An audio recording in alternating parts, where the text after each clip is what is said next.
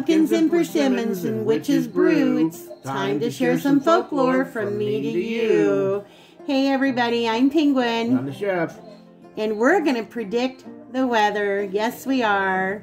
We're coming to you with an old Indiana folklore, and I don't know how many of you are familiar with the persimmon, but we're going to familiarize you with one right now. This is a persimmon right here. When we were at a yard sale going to the Corey Apple Festival, there was a guy that had a whole tree full out in his front yard. We asked him if we could have some, and he said, yeah, go ahead. So we picked some. Now, the thing about a persimmon is when it's ripe, it falls off. You don't want to pick them off the tree. You want them after they fall, and that means when they're ripe. And we talked to the guy, and he told us we could come back later on after everything's put up and said and done next week, and get enough we can do a recipe for you with them. Because there's persimmons all over the ground. Yeah, most of his had already got squished from yard sale people, so don't want squished ones. No, you want a ripe persimmon, and you don't want one that's squished. Now, the persimmon folklore goes back 2,000 years. The way it goes is, if you cut open, and now each persimmon has several seeds. They can have anywhere from 5 to 8 seeds inside. So when you cut open a persimmon and you take out the seeds and you clean them off and you split them open, you're going to see one of 3 things. You're going to see a spoon, which indicates that you're going to have a lot of snow that winter. You can also see a knife. A knife indicates that it's going to be bitterly cold, like you can cut it with a knife. It cuts like a knife.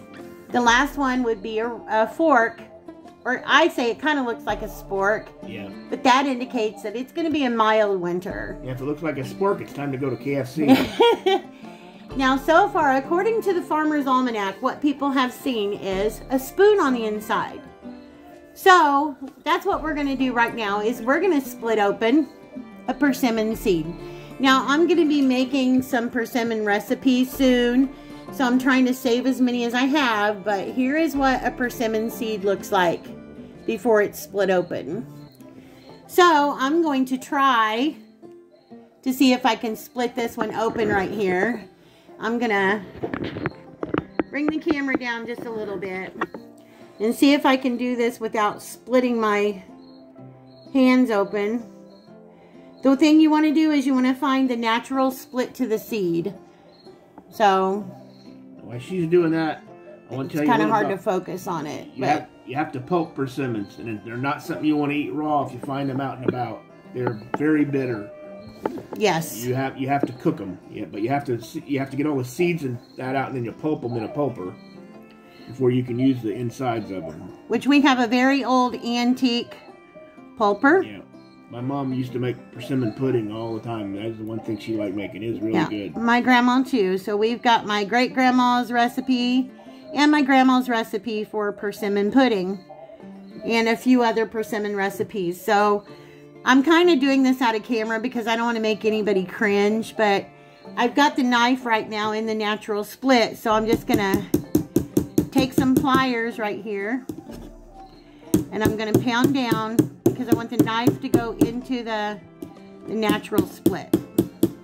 It rained this morning here, and only got to a high of like 70 or 71 degrees. They said next week it's supposed to get back in the 80s some, which is about 7 or 8 degrees above normal for this time of the year. But only for a few days. Well, I thought he said for pretty much the rest of the week until the weekend again, then it's going to get cool again. So forgive me for the noise that you're hearing.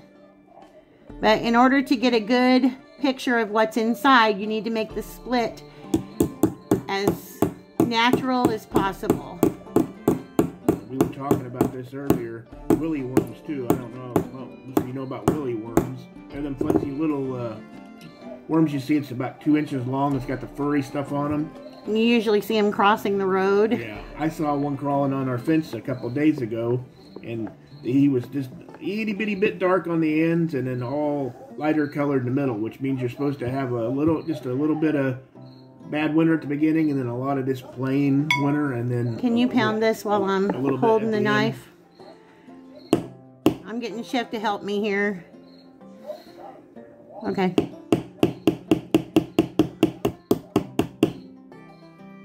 Now keep going. There we go. There we go. Keep going. Alright, now, see what we've got. We got a split seed right here. And This is not the first one we've done, but this is the one we've done on camera. And if you can see that right there,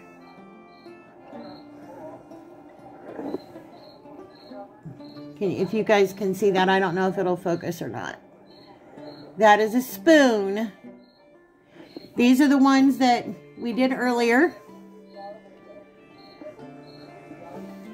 Right here. Can you see that? That is also a spoon. And this one, I'm a little bit tossed on this one between it being a spoon and a knife. But I'm more leaning towards spoon. So if these 3 seeds are accurate, spoon, spoon, I have the other one laying on the plate and spoon, that means in the state of Indiana that we will be having a snowy winter. That means we need to get our shovels out, our snow blowers out, and it's going to be a snowy winter. So anyway, we just wanted to share this with you for those of you that are around the world or in other states. Maybe you're not familiar with the persimmon. Yeah, I don't know where all persimmons grow. I know there's Japanese persimmons they've talked about. Some of those are like the size of tomatoes. They're huge. Yeah, because I think persimmons actually originated in maybe China, Japan, Korea, something like that. But they're really big. You'd have to Google it. But yeah, they're big persimmons. This is about, medium for around here. I've picked persimmons that are, about that big around. But these are like medium-sized ones. A persimmon is actually, it's a fruit. A persimmon is considered a fruit. And I think they call it like God's pear or something like that. We used to live out in the country when I was a kid. We had a persimmon tree. It was the only tree in our pasture because that's where our cows and the horse I had always went out to. And that's where they stayed at nighttime if they didn't go to the barn. But they are very, very good when they're prepared the right way. Right. But they're, like I said, they're bitter. You don't want to eat one just the way it is. It will. No, you don't want to eat one just like that. It will make you bad. No, you don't want to eat a raw persimmon. Absolutely not. And sometimes they can be a little sandy, gritty. Like so there's like 5 to 8 seeds in there, so it takes a lot of persimmons that size to make anything. But like I said, according to this, we need to be getting our shovels out and our snow blowers out. But you know what? We'll check back in later on when we're actually into the winter time, and we'll see how accurate this persimmon prediction was. And those darn people at Ryobi now have nice 40-volt snow blowers you can buy, of course. I don't have 40-volt batteries. I have 18s. They didn't build any 18-volt snow blowers. Darn them. I told you, go get a 40-volt battery. I don't want a 40-volt battery. I got all these 18s I need to use. But anyway, guys, we just wanted to share this with you and share a little bit of the folklore. And we wanted to see what was in store for us this winter. Yep. So, I don't mind snow, and Chef doesn't mind snow, especially at Christmas time. Yeah, as long as we're prepared for it. Yeah, you always have to be prepared. Because where we live, even though we have 4-wheel drives, I still would not like to drive into town until they've had a chance to clear some roads. Because in this county, they're not real, they're not real on top of it. Yeah, I want to say, as far as getting the highways and that cleared. Yeah. And it's one of those things where, because we live in the country, when they do decide to plow our road, what always happens? They plow in our driveway. So, Chef has to go out and clean our driveway so that we can actually get out onto the road that they intended to plow the first time. Yeah, with a shovel, because I don't have a snowblower. So, yeah, well, why don't you have a snowblower? Because usually we don't get that much snow anymore. Yeah, we don't. I have an ice auger I bought at a yard sale 3 years ago, and I've never once got to get it out and use it yet. Not been cold enough. Nope, not been cold enough to ice fish around here. Okay, guys, well, that's it. Anything else, Chef? I'll be back tomorrow with a video. We're going to be cooking up something. Not persimmon related just yet. No. Just kidding.